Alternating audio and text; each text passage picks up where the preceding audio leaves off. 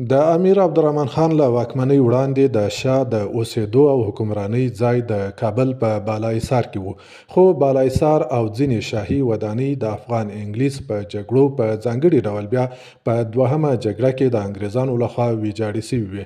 نو کله چې امیر عبدالرحمن خان په 1880 میلادي کال کې واک ته ورسېدی، د اوسېدو او کار مناسب ځای نه درلودی.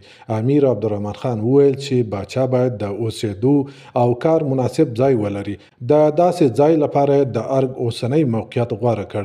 په 1299 هجري قمري کال کې د ارګ نقشه جوړه او په 1400 هجري قمري کال کې د ارګ د جوړېدو چارې پیل کړې.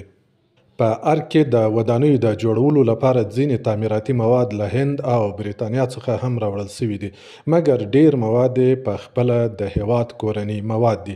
د ارګ په جوړولو کې د کابل ډیرو خلکو په داوطلبانه توګه برخه اخیستې وه. په